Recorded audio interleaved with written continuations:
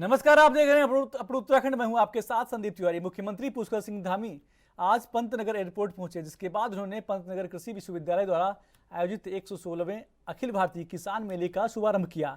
इस दौरान उन्होंने मेले में लगाए गए महिला समूह द्वारा लगाए गए स्टॉल का भी अवलोकन किया, जिसके बाद उन्होंने गांधी हॉल में दूरस्थ और अन्य राज्यों से आए किसानों को संबोधित किया।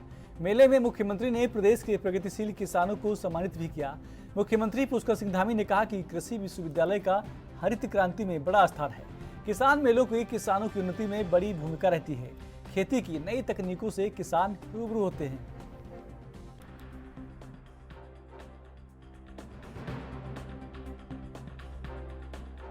सर, आप किसान मेले का उद्घाटन करने सर पहुंचे, सर क्या कहना चाहिए? बहुत बड़ा किसान मेला है और अपने आप में विश्वविद्यालय का भी अपना बहुत बड़ा स्थान है।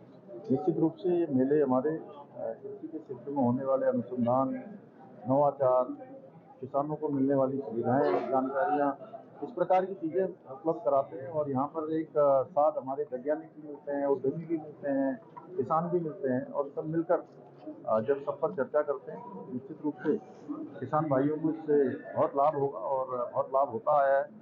और भविष्य में और अच्छा हमारा विश्वविद्यालय करेगा कृषि के क्षेत्र में, अनुसंधान के क्षेत्र में। मेरी सभी किसान भाइयों को बहुत शुभकामनाएं कि हमारे प्रधानमंत्री जी का जो संकल्प है 2047 में भारत विकसित भारत बनेगा, तो उसमें हमारे किसान भाई भी उस प्रगति में तेजी से आगे बढ़ेंगे। किसान हमारी प्राथमिकता है, हमारे प्रधानमंत्री जी की प्राथमिकता है, हमारी प्राथमिकता है।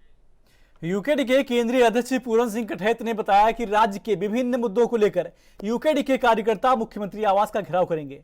उन्होंने बताया कि पहाड़ों से हो रहे पलायन को रोकने, गैरसैंण को स्थायी राजधानी बनाने, सशक्त भू कानून की मांग को लेकर मुख्यमंत्री आवास का घेराव किया जाएगा।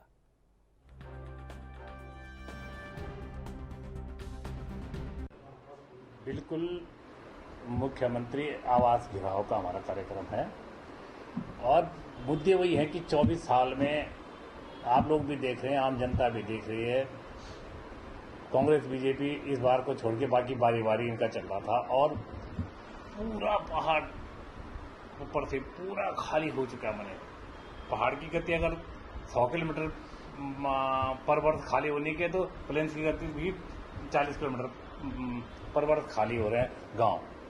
शहर की तरफ आ रहे हैं लोग। मैंने उसमें तो मूल निवास, भू कानून, राजधानी गैरसैंण और पर संपत्तियाँ, ये हमारे 4 मुद्दे मुख्य होंगे। पर संपत्तियाँ आप देख लो, करीबन 1,30,000 करोड़ से ऊपर के आज के मूल्यांकन के हिसाब से पर संपत्तियाँ यूपी के पास है, जबकि इस समय डबल के ट्रिपल इंजन सरकार है उत्तराखंड में बीजेपी, यूपी में बीजेपी और केंद्र में भी। तो अब बताओ, इन्होंने ऐसे क्या किसी भी नवनिर्मित किसी राज्य के साथ ऐसा शौचालय व्यवहार नहीं हुआ जैसे कि उत्तराखंड के साथ हुआ। क्या आप देख लिया, हरिद्वार में कुंभ क्षेत्र की 676 हेक्टेयर वहाँ पे ज़मीन है। यहाँ पे श्रीनगर में जाओ, वहाँ पे भी ज़मीनें हैं।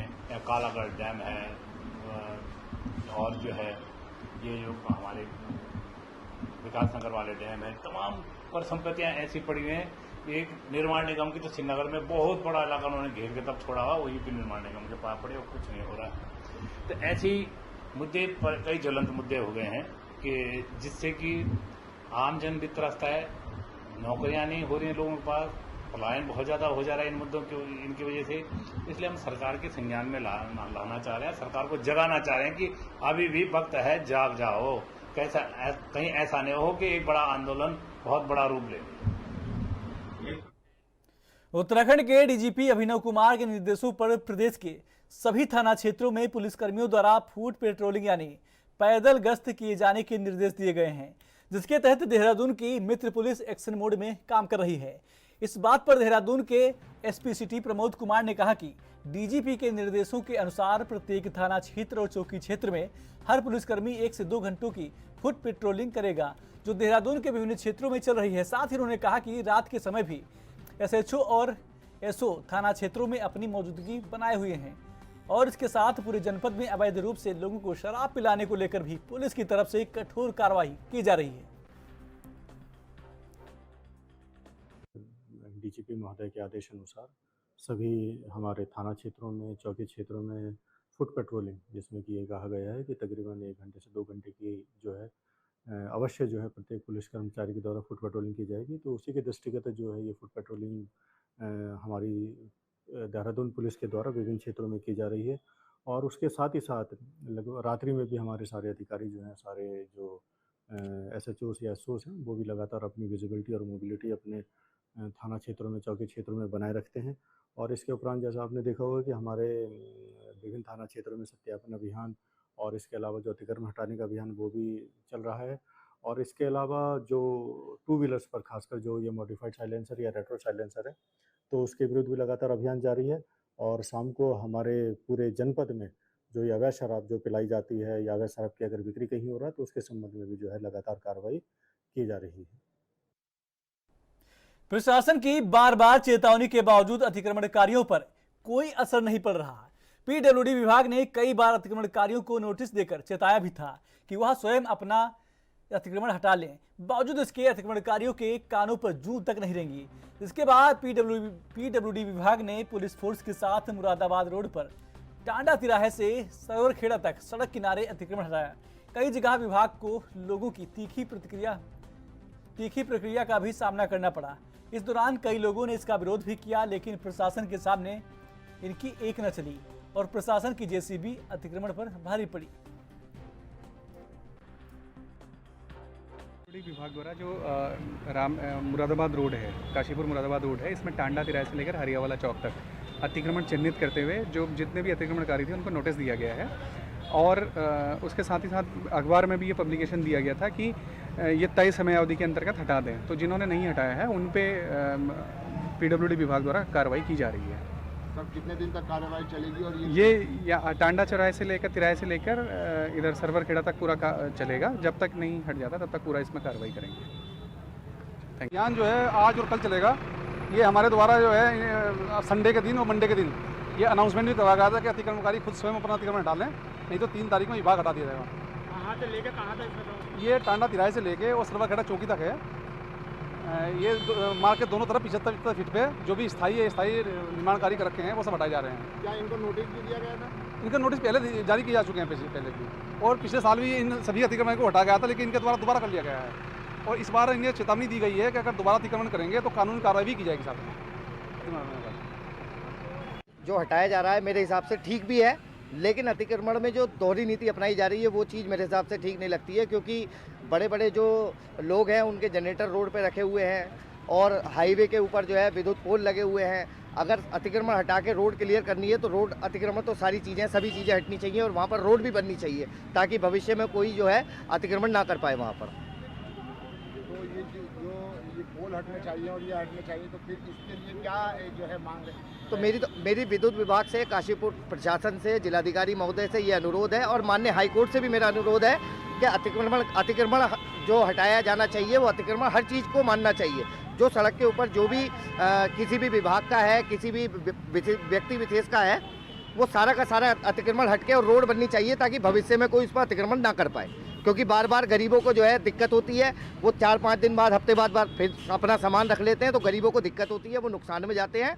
और सरकार से भी मेरा अनुरोध है कि गरीबी मिटाओ, गरीबों को मत मिटाओ। राजधानी देहरादून के राजपुर रोड स्थित निजी कॉम्प्लेक्स के बेसमेंट में भारी मात्रा में कूड़े का ढेर मिलने पर नगर निगम ने कठोर कार्रवाई की है। दरअसल स्थानीय निवासी अनीता वर्मा द्वारा नगर निगम को शिकायत किए जाने पर देहरादून मुख्य नगर स्वास्थ्य अधिकारी डॉक्टर अविनाश खन्ना अपनी टीम के साथ ओपन लाउंज का निरीक्षण करने के लिए पहुंचे थे, तो वहां के बेसमेंट में जगह जगह कूड़ा फैला हुआ पाया गया, जिसे देखते हुए उन्होंने रेस्टोरेंट के मालिक और कॉम्प्लेक्स के मालिक की चालानी कार्रवाई की। इस बीच डॉक्टर अविनाश खन्ना ने कहा कि कॉम्प्लेक्स में मौजूद शराब की दुकान और कैंटीन द्वारा गंदगी फैलाने पर 1-1 लाख रुपए का चालान किया गया है।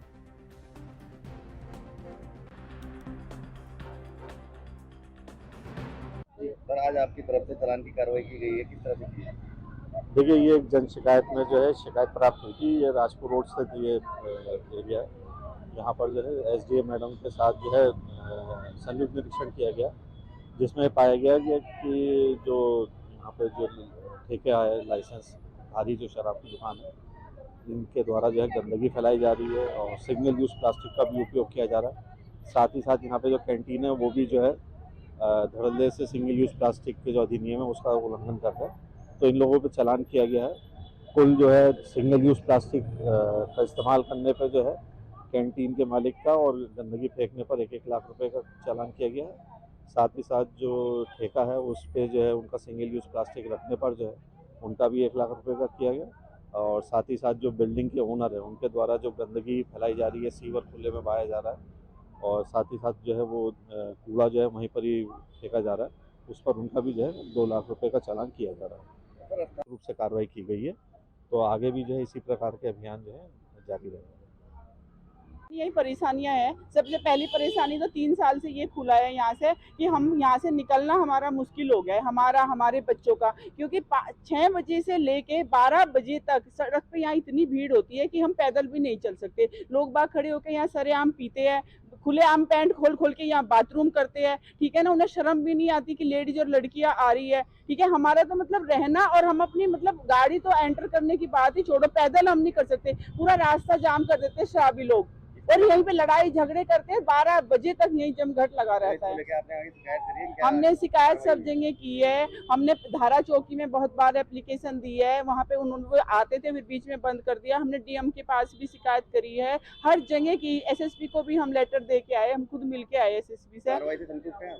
कोई कार्यवाही नहीं हुई हमारी। तो जब संतुष्ट हम जब होंगे ना, जब ये हमारा रास्ता क्लियर हो जाएगा। देहरादून के कोरोनेशन हॉस्पिटल में चूहों और काकरोचों का आतंक देखने को मिल रहा है। इसको लेकर कांग्रेस ने सवाल खड़े कर दिए हैं। कांग्रेस के प्रदेश प्रवक्ता शीशपाल बिष्ट ने स्वास्थ्य मंत्री और सरकार को घेरते हुए कहा कि प्रदेश सरकार और स्वास्थ्य मंत्री के तमाम दावों की पोल खुल रही है और हर दिन अस्पतालों की बदहाल स्वास्थ्य सेवाओं की पोल खुल रही है। कोरोनेशन अस्पताल ने सरकार और स्वास्थ्य मंत्री के दावों की पोल खोल कर रख दी। कांग्रेस के मुताबिक चूहों और कॉकरोच ने उक्त अस्पताल में मरीजों का जीना मुहाल कर दिया है। रात भर मरीज और मरीज के तीमारदार चैन से आराम नहीं कर पा रहे हैं। वहीं चूहों से अपने नवजात शिशु को उनकी माताएं रात भर जागकर अपने बच्चों की रक्षा कर रही हैं।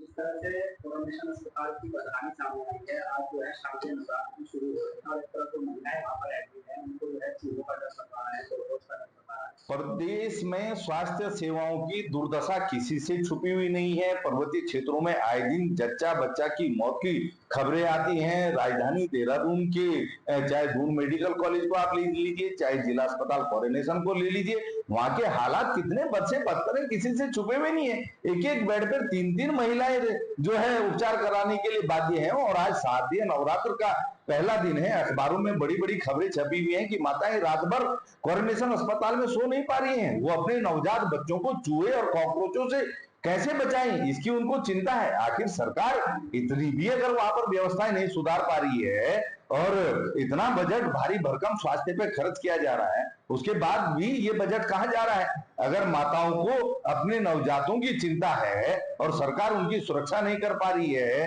बेटियों की सुरक्षा नहीं कर पा रही है, तो आप अंदाजा लगा सकते हैं कि पूरे प्रदेश में स्वास्थ्य विभाग के क्या हाल होंगे और लोगों को कैसा उपचार मिल रहा होगा। राजधानी के गुलाब की खुशबू पश्चिम उत्तर प्रदेश के सहारनपुर, मेरठ, मुजफ्फरनगर से लेकर दिल्ली एनसीआर तक महक रही है। गुलाब की खेती करने वाले किसानों को इससे अच्छा मुनाफा भी हो रहा है। गुलाब के फूलों की मांग वर्ष भर बनी रहती है। देहरादून के किसान आधुनिक तरीके से व्यावसायिक खेती की और तेजी से कदम बढ़ा रहे हैं। गन्ना, धान, बासमती, मक्का व अन्य फसलों के साथ ही अब फूलों की खेती कर रहे हैं। उद्यान विभाग के मुताबिक दून में पॉली हाउस में 7 से 8 हजार वर्ग मीटर क्षेत्रफल में गुलाब की खेती हो रही है, जबकि अधिकतर किसान साधारण तरीके से फूलों की खेती कर रहे हैं। सफेद, गुलाबी, पीले और लाल किस्म के फूलों की खेती बहुतायत में किसान कर रहे हैं।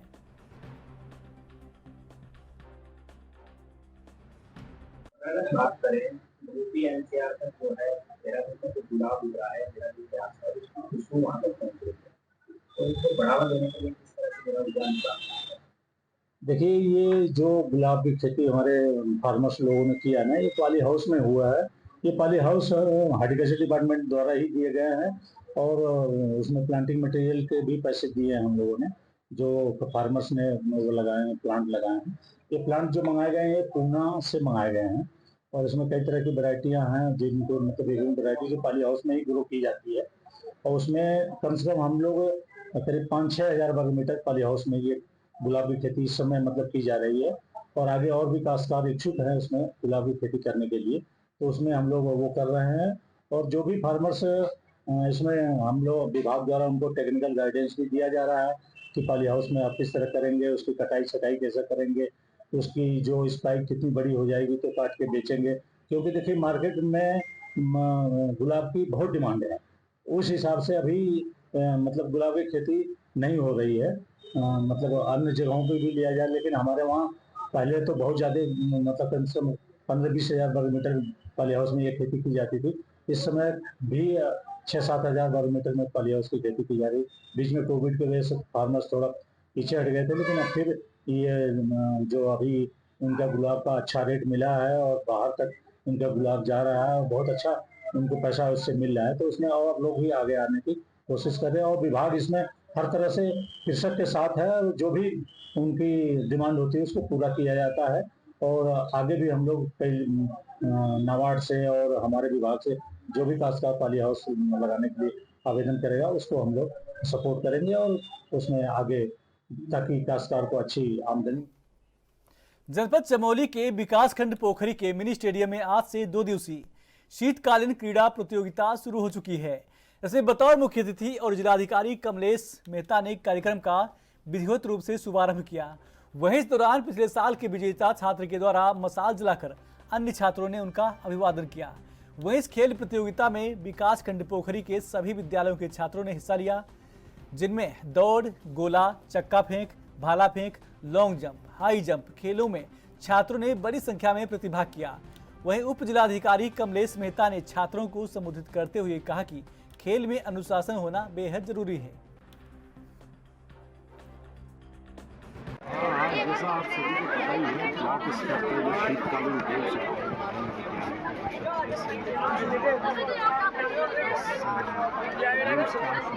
आज और कल ये गेम्स खेले और सभी बच्चों के लिए, छात्रों के लिए, छात्राओं के लिए एक बहुत अच्छी अपॉर्चुनिटी है कि यहाँ पर वो अपनी प्रतिभा दिखा सकें, ताकि वो चलित आगे भी जो हम लोग विकास कर रहे हैं देश के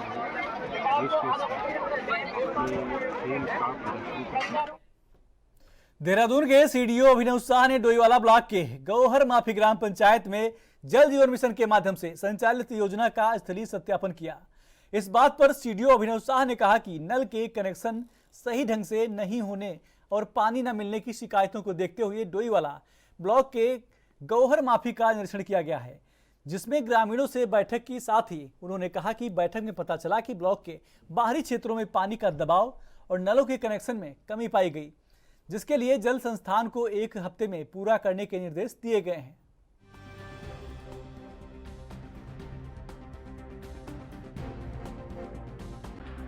कुछ कंप्लेंट्स रहती हैं कि प्रॉपर्ली कनेक्शन नहीं हो पाए और पानी नहीं मिल पाए, तो इसी को सत्यापन के लिए मैं फील्ड पे उतरा था।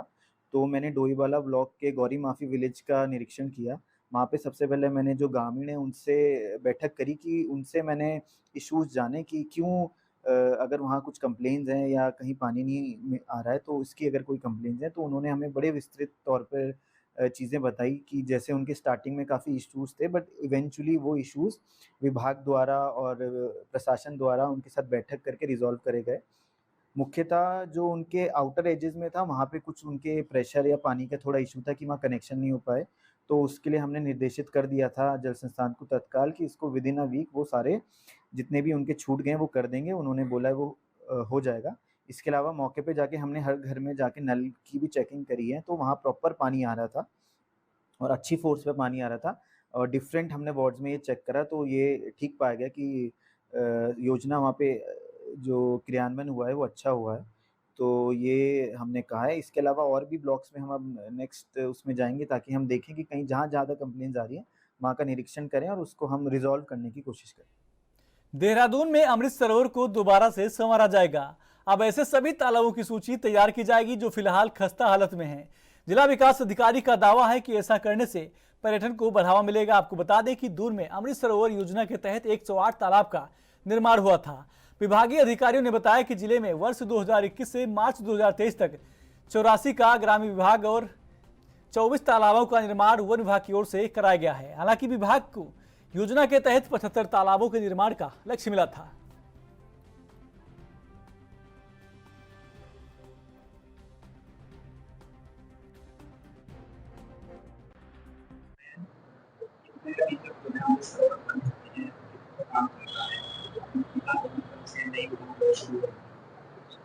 जी मैं अवगत कराना चाहूँगा, अमृतसर योजना के अंतर्गत जनपद में विगत वर्षों तक 108 अमृतसर निर्मित किए गए, जिसमें से 24 अमृतसर वन विभाग के द्वारा निर्मित किए गए और 84 अमृतसर ग्राम विकास विभाग के द्वारा निर्मित किए गए।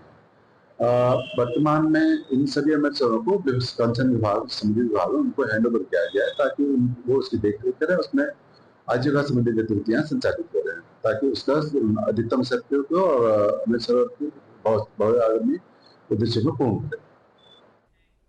स्वास्थ्य मंत्री धन सिंह रावत ने दून मेडिकल कॉलेज चिकित्सालय के इमरजेंसी ऑपरेशन थिएटर में तीसरी अल्ट्रासाउंड मशीन और मेडिसिन आईसीयू का उद्घाटन किया। नई अल्ट्रासाउंड मशीन मिलने के बाद मरीजों को दिक्कतों का सामना नहीं करना पड़ेगा। दून अस्पताल में इमरजेंसी ऑपरेशन थिएटर का अभाव था। अस्पताल में इमरजेंसी ऑपरेशन थिएटर स्थापित होने के बाद मैदानी और पर्वतीय जिलों से आने वाले मरीजों को खासी राहत मिलेगी। इसके बाद स्वास्थ्य मंत्री डॉक्टर धन सिंह रावत ने दून अस्पताल की ओपीडी ब्लॉक में संबंधित अधिकारियों के साथ बैठक ली, जिसमें मेडिकल कॉलेज के तमाम बिंदुओं पर विस्तार से चर्चा की गई।